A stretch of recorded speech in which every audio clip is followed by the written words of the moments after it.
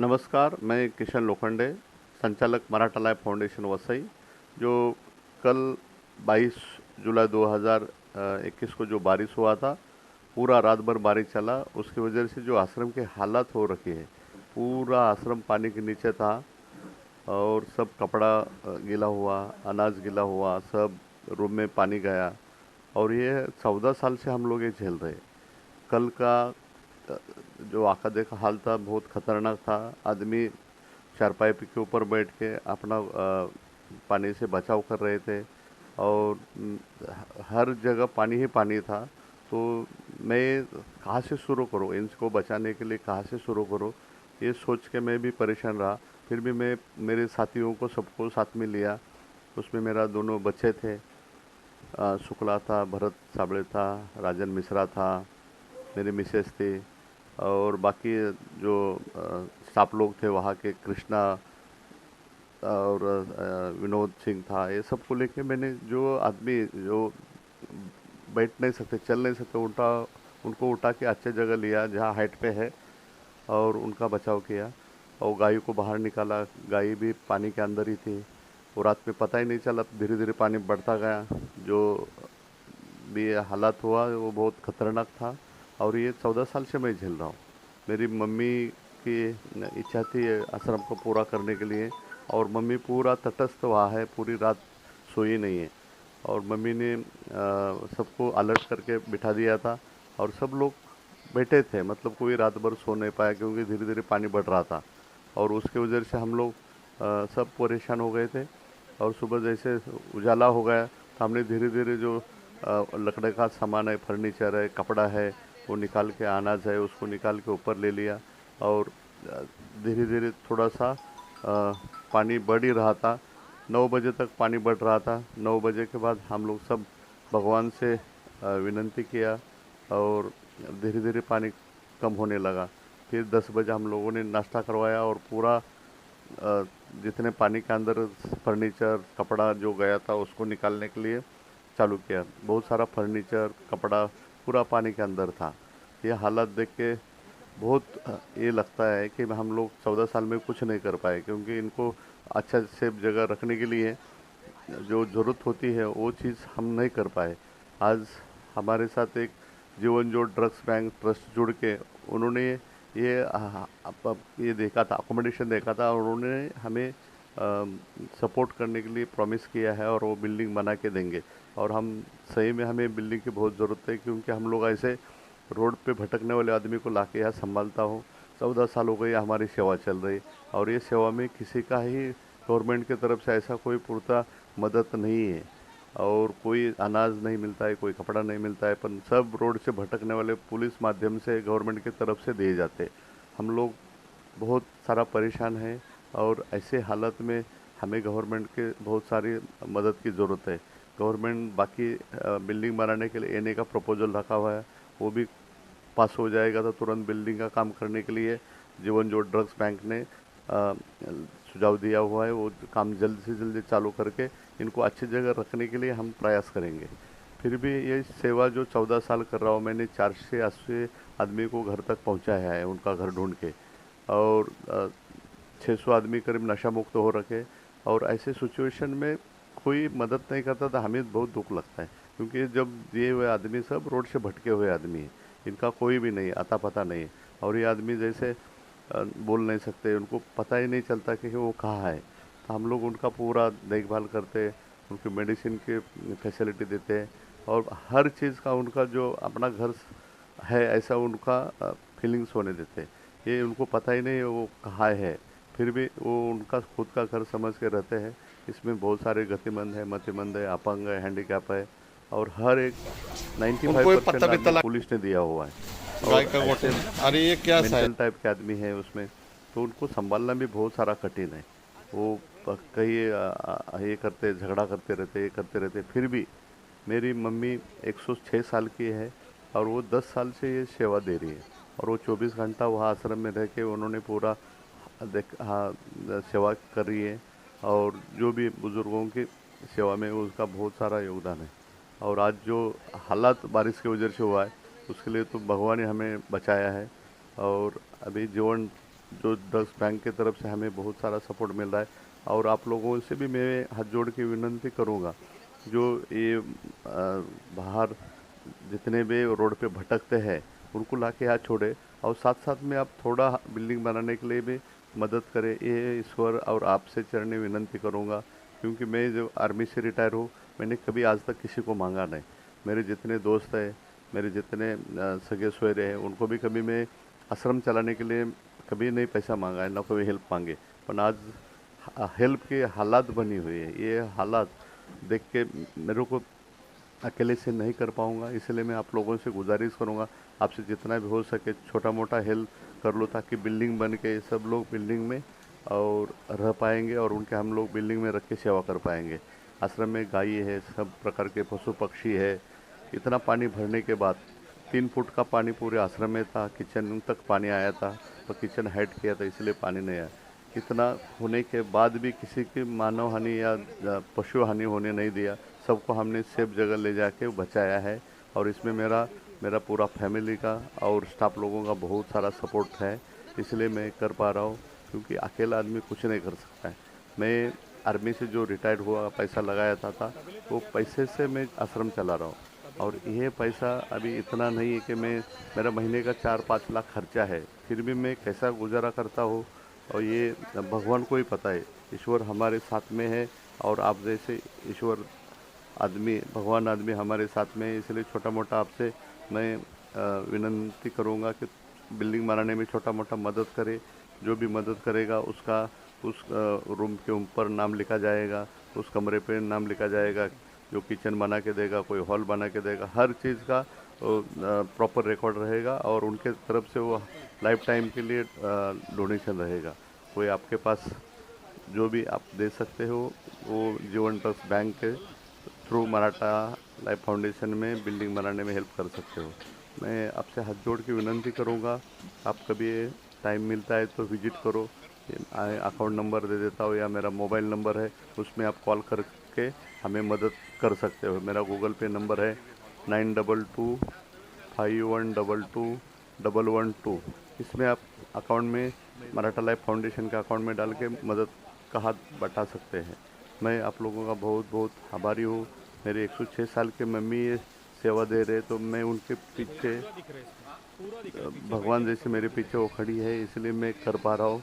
और मेरे पीछे मम्मी है और आप लोग हैं, इसलिए मैं भगवान से आप लोगों के लिए भी विनंती करूँगा, आप अपनी जगह सेफ रहे और तंदुरुस्त रहे, और आश्रम को आप अपना हेल्प करते रहना, ये मेरे ईश्वर चरण आपसे विनंती है। धन्यवाद, थैंक यू, बहुत बहुत आभारी। मराठा लाइफ फाउंडेशन में ये सुनने और देखने के लिए मैं आपका बहुत बहुत शुक्रगुजार हूँ।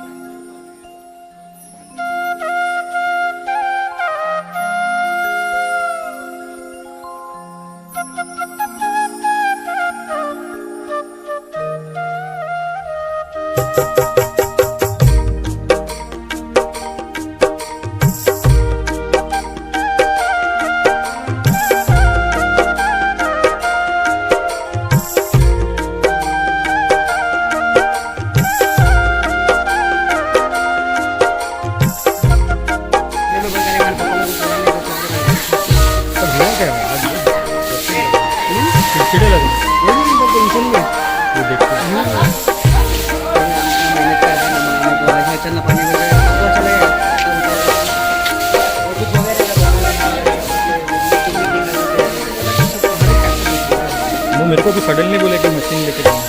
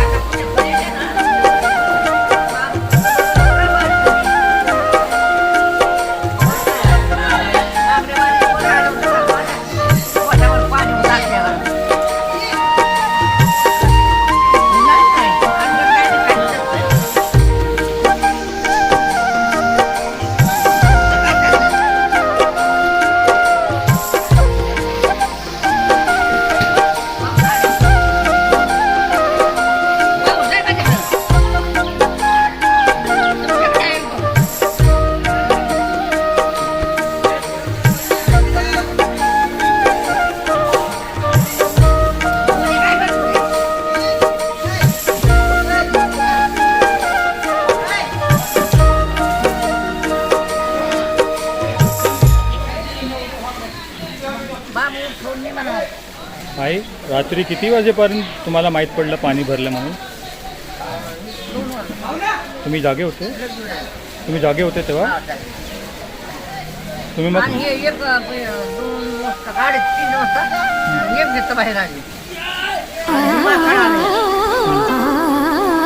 मारून म्हणजे कशाला बाहेर आला म्हणजे काय तिथं काम होतं म्हणे सारखे.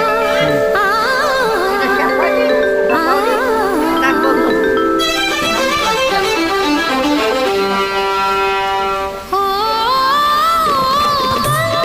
नाही आम्ही हे रेकॉर्ड करतोय की आम्ही फिल्ममध्ये टाकणार. तुम्हाला कधी माहीत पडलं काय झालं कसं म्हणजे आपण बनवायचं ना. कसं माहिती? आणि लाईट गेली. आम्हाला लाईट पण नव्हतं. त्या काळात लाईट होते ना. असं एक दरवर्षी भरतो पाणी. हा, इतकं भरलं होतं आमच्या घरातलं पाणी.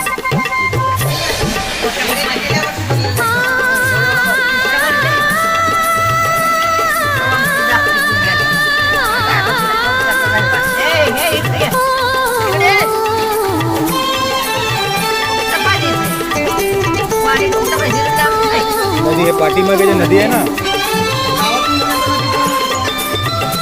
अरे या आपल्या घरात उपडा लागला तर कुठं नाही येत पाणी.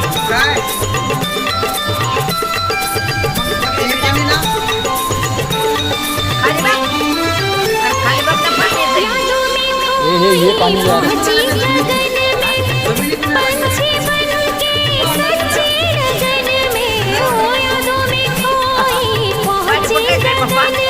याच्या मागच्या वर्षी पण आलं होतं. दरवर्षी हे दरवर्षी हे त्रास आहे. याच्या आधी किती पाणी आलं होतं ते आतमध्ये पर्यंत? तेव्हा पण तुम्ही सगळे मिळून गेले.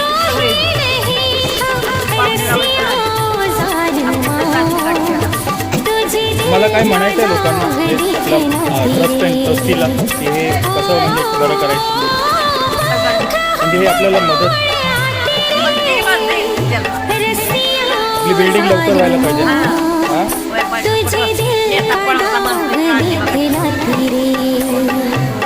म्हणजे लवकर बिल्डिंग झाली की हे होईल ना आपलं. तर पण प्रयत्न करतात. तुम्हाला काय मेसेज आहे तुम्ही सांगा. तुम्ही सांगा असं बघून इकडे की आम्हाला हे त्रास पडतो. काय म्हणतात बोला आता तुम्ही बघा. बिल्डिंग लवकर बोललं पाहिजे असं बोला तुम्ही. बोला आता म्हणा बोला.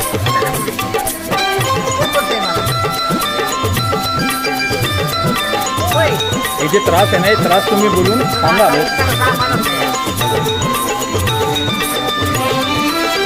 माझं नाव तुमचं नाव सांगून म्हणा तुम्ही की आम्हाला हे त्रास आहे. हे त्रास लोक दूर करतात.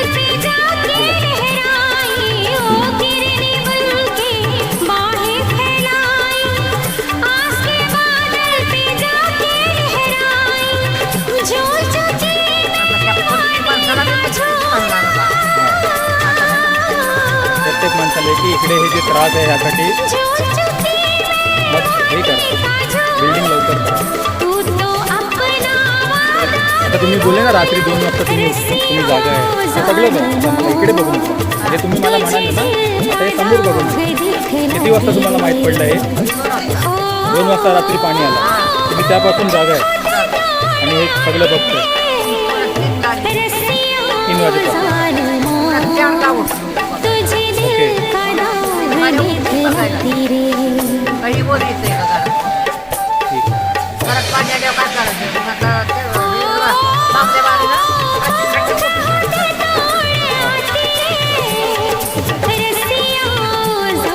मुलगीने मस्त बाकी तुम्ही हे त्रास किती वर्षापासून काढता?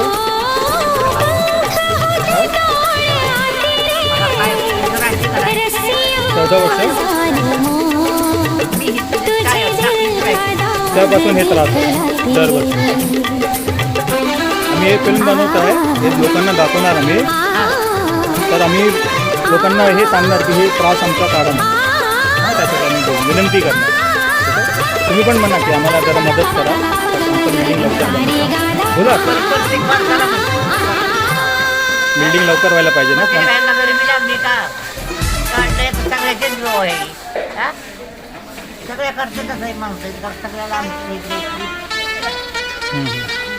ठीक आहे होईल होईल लवकर होईल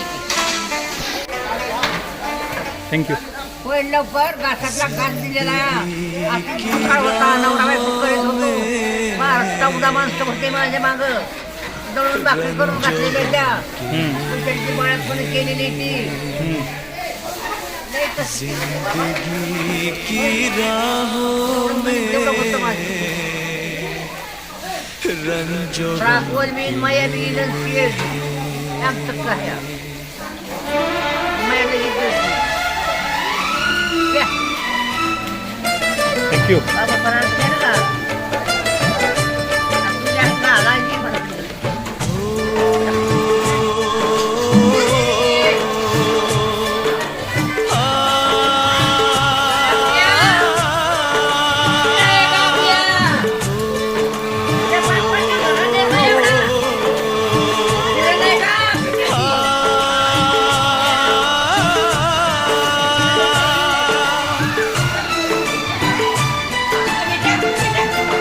जिंदगी की राहों में रंजो गम के मेले हैं जिंदगी की राहों में रंजो गम के मेले हैं भीड़ है कयामत की भीड़ है कयामत की भीड़ है कयामत की और हम अकेले हैं और हम अकेले हैं और हम अकेले हैं जिंदगी की राहों में रंजो गम के मेले हैं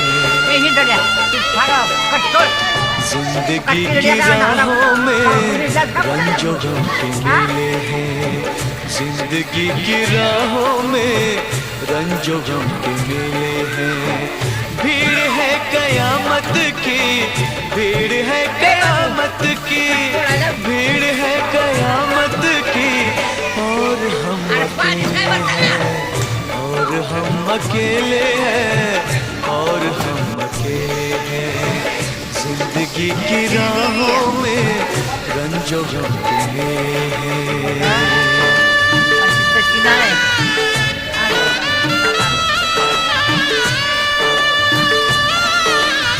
मोकळ्या मनानं शिव्या मोकळ्या मनानं हट जा हट जा हट जा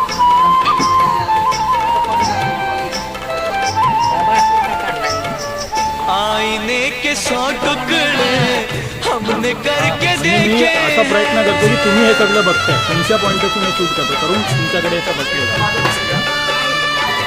आईने के 100 टुकड़े हमने करके देखे हैं आईने के 100 टुकड़े हमने करके देखे हैं एक में भी तन्हा थे एक में भी तन्हा थे 100 में भी अकेले हैं स्टाईल बोलून एक में भी तन्हा थे 100 में भी अकेले हैं भीड़ है कयामत की भीड़ है कयामत की भीड़ है कयामत की और हम अकेले हैं और हम अकेले हैं और हम अकेले हैं जिंदगी की राहों में रंजो गम के मेले हैं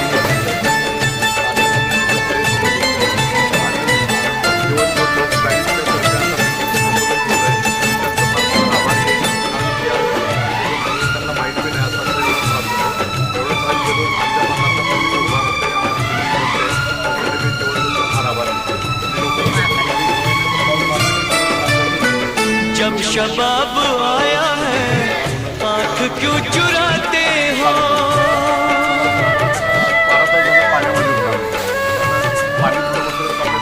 जब शबाब आया है आँख क्यों चुराते हो जब शबाब आया है आँख क्यों चुराते हो बचपन में हम और तुम बचपने में हम और तुम साथ साथ खेले हैं, बचपने में हम और तुम साथ साथ खेले हैं।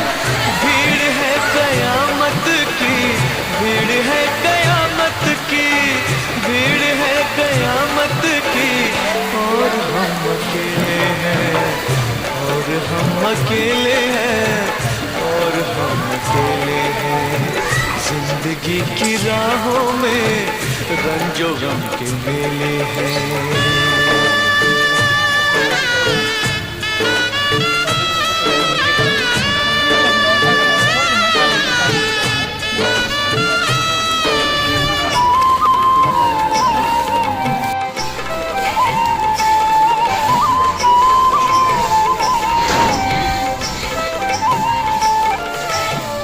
यीशुओं के साए में हमने शब गुजारी है, हो यीशुओं के साए